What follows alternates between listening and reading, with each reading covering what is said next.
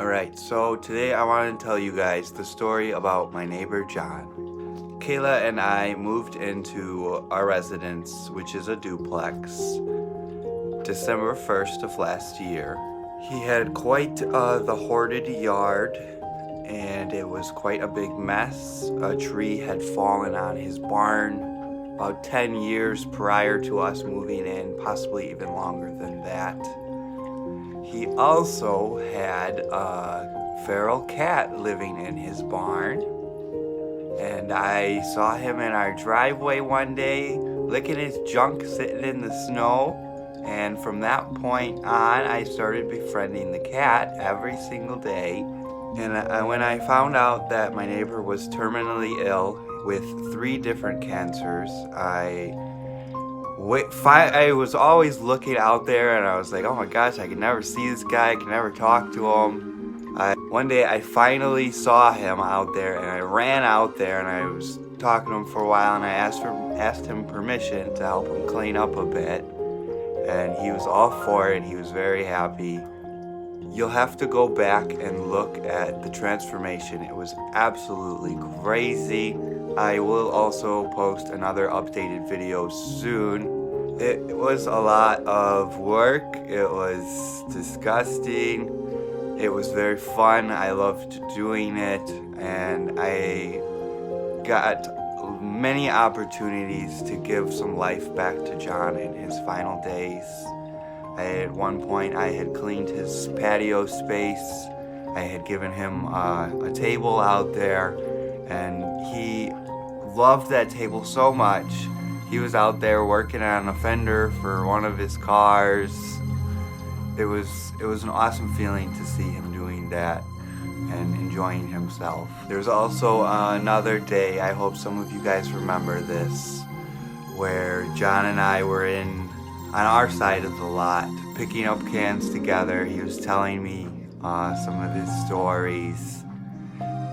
It was good times, but unfortunately he did recently pass away. I am just so happy that I was able to come here and help make the end of his life a little bit better. He was really struggling financially and obviously medically, and he really needed somebody to talk to a lot of the time and just help him out, and that was me.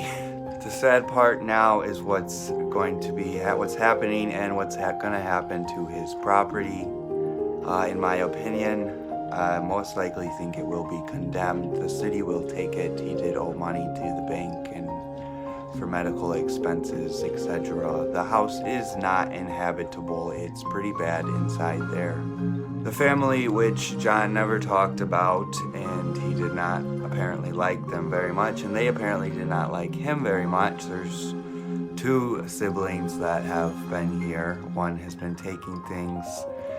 Now it is in the court's hands, and we'll have to wait and see how this all plays out.